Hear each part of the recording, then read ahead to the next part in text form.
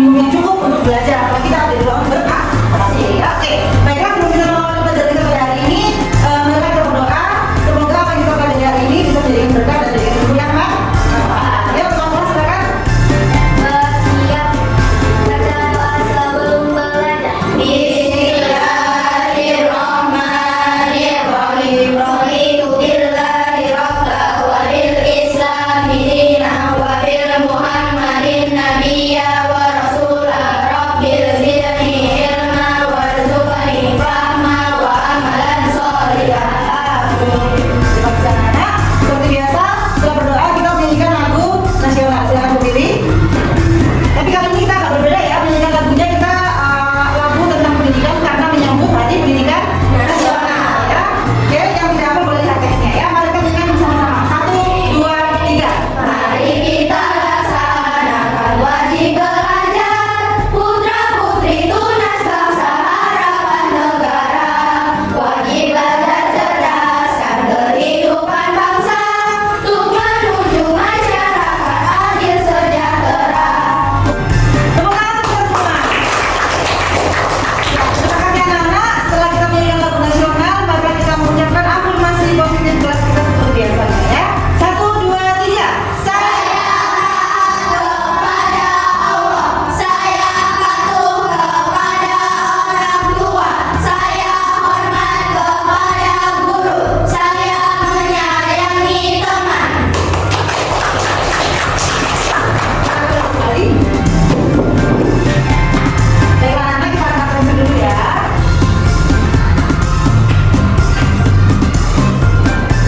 Kemarin Aisyah tidak hadir, sudah bawa suratnya? Sudah diserahkan ke sekretaris? Sudah ya, oke ya. Oke, hari ini udah absensi dulu ya. Aisyah, Arista, Ina ya, Kak Riza. Anak-anak, siapa yang masih ingat pembelajaran kita yang kemarin itu apa? Tentang apa? Sinonim dan antonim. Sinonim dan antonim ya. Siapa yang tahu apa itu sinonim? Sinonim dan Kata. Kalau antonim? Bagus, pintar ya. Sekarang siapa yang bisa memberikan contoh sinonim? Cita. Rapi, apik, boleh. Siapa lagi? Elvina? Soleh, alim, betul. Satu lagi sinonim? Siapa yang bisa? Wahyu? Lucu, jenaka. Ya, betul ya. Hebat Bang Mika. Kemudian tadi sinonim, sekarang antonim. Siapa yang bisa kasih contoh? Ya, Naya. Panjang, pendek. Dari bawah sini, Aisyah. Tinggi, rendah, betul. Tinggi, cantik, jelek. Tapi belum jelek. Ya, betul ya. Tepuk tangan untuk kita. Nah, kalau kemarin kita belajar tentang sinonim dan antonim, hari ini kita akan mempelajari materi tentang unsur intrinsik cerita. Ya, mungkin teman di kelas kita sudah dengar ya unsur intrinsik cerita, tapi di kelas 5 kita akan ulangi lagi dengan mengulas lebih dalam lagi apa itu unsur intrinsik cerita, apa itu elemen-elemennya, kita akan pelajari di materi kali ini. Nah, anak-anak, siapa di kelas 5 ini yang suka membaca buku? Siapa yang suka baca buku? Siapa yang suka baca buku? 1, 2, 3, 4, 5, 6, 7, 8, 9, 10. Semua suka baca buku ya? Tepuk tangan lagi untuk anak. Coba, kalau kalian yang suka baca buku, Bunda pengen tanya. Yang Bunda nonton ini buku apa? bahasa Indonesia. Buku bahasa Indonesia. Oke. Sekarang Bunda mau bertanya lagi. Kalau ini? Sama. Sama ya? Oke, sama. Satu lagi ya. Kalau ini apa? IPAS. IPAS. Betul nih IPAS. Bukan MAI. Ya. Sekarang udah mau tanya, dari mana anak-anak udah tahu bahwa saya ini buku IPAS dan ada juz amat yang pertama kali judul buku bahasa Indonesia. Dibaca apanya? Judul. Ya, betul sekali. Jadi anak-anak, dengan penjelasan Bunda tadi, penjelasan singkat tadi tentang sampul buku, tujuan pembelajaran kita pada hari ini adalah yang pertama, kita mampu menebak dan mengidentifikasi sebuah buku hanya dengan melihat sampulnya saja, seperti yang tadi Bunda jelaskan sedikit ya. Kemudian yang kedua, kita mampu membaca sebuah cerita menggunakan bahasa dan intonasi yang tepat. Ya, bagaimana Bunda ini maksudnya? Nanti Bunda jelaskan. Dan yang ketiga, kita akan mengidentifikasi unsur-unsur intrinsik dalam sebuah cerita. Kalau kita sudah bicara unsur intrinsik sebuah cerita, berarti kita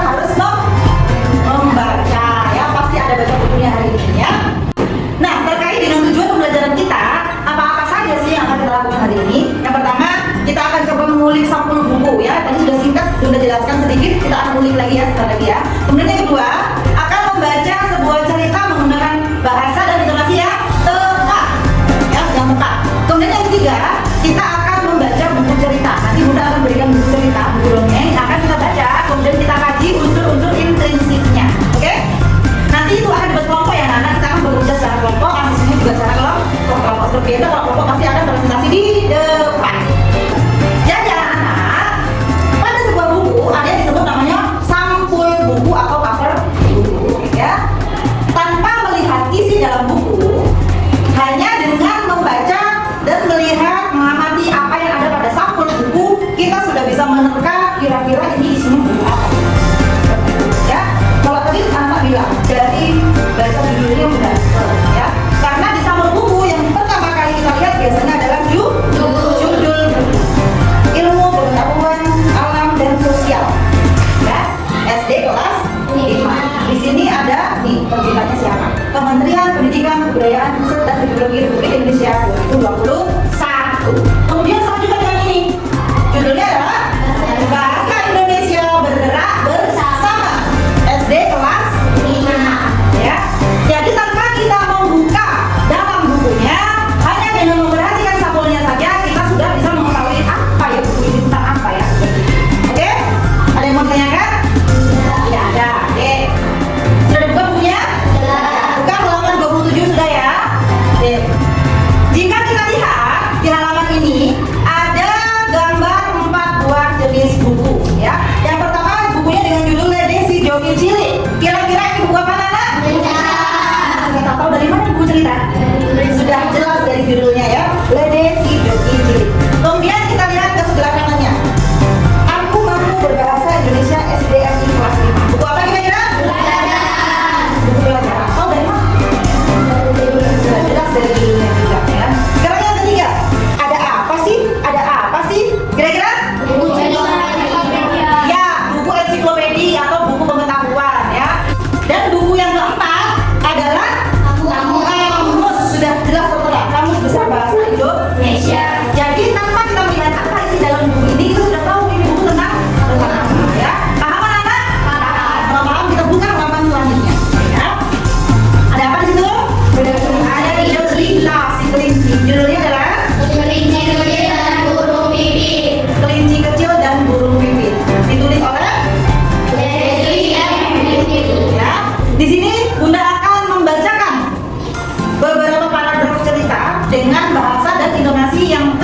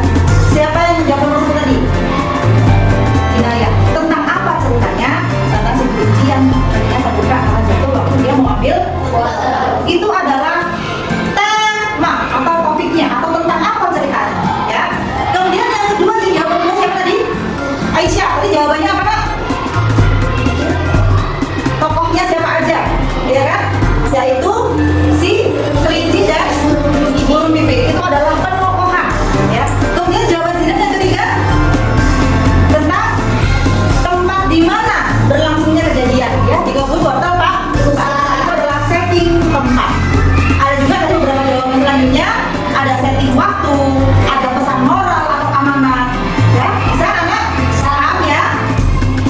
Jadi anak-anak yang dapat kita simpulkan unsur-unsur intrinsik dalam cerita itu ada apa saja? Yang pertama, Judul, tema, tokoh, amanat atau pesan moral.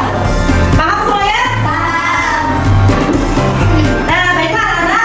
Sekarang anak-anak Bunda sudah memahami apa-apa saja unsur-unsur intrinsik dalam sebuah cerita. Sebagai tantangan, Bunda mempunyai buku cerita ya, yang akan kalian baca, kalian pahami, dan akan kalian tuliskan unsur-unsur intrinsik apa saja yang terdapat pada buku cerita ini. Oke? Nanti akan Bunda bagikan angketnya untuk menulis unsur-unsur intrinsiknya. Sekarang anak-anak membaca dulu ya. Ini Bunda bagi jadi 5 kelompok, masing-masing kelompok 2 orang. Langsung saja Bunda bagikan ya. Yang pertama judulnya Lutung Kasarung. Cerita kalian Lutung Kasarung ya. Akan dibaca oleh kelompok 1 yaitu Virgi dan Aisyah. Kelompok 2 bawang merah dan bawang putih akan dibaca oleh kelompok 2 Ririn dan Zidan. Yang ketiga Asal Mula Danau Toba akan dibaca oleh kelompok 3 yaitu Ira dan Elvina. Yang keempat ada Si Pitung yang akan dibaca oleh kelompok 4 yaitu Nadila dan Andini. Dan yang kelima ada cerita tentang Keomas yang akan dibaca oleh saya. Silakan Bunda berikan waktu 15 menit untuk dibaca, untuk dipahami, oke? Jika perlu kalian bisa menuliskan di buku terlebih dahulu unsur-unsur intrinsiknya sebelum nanti kalian akan mencatat di angket yang Bunda berikan. Silakan dibaca nak. Baik anak-anak, sudah semua dibaca buku ceritanya? Sudah dicatat di bukunya masing-masing unsur-unsur intrinsiknya? Ya. Kalau begitu sekarang Bunda akan berikan angket. Di sini silakan menulis tentang unsur-unsur intrinsik yang ada pada buku cerita yang kalian baca. Bunda bagikan ya. Kelompok 1, kelompok 2. Sudah selesai anak? Akhirnya sudah selesai ya. Kalau begitu kita akan mendiskusikan hasil penelusuran atau pengidentifikasian unsur-unsur intrinsik yang sudah kalian baca pada buku ceritanya ya. Dimulai dari kelompok 1. Silakan maju. Aisyah dan Virgi. Baik teman-teman, mari kita dengarkan presentasi dari kelompok 1. Silakan kelompok 1.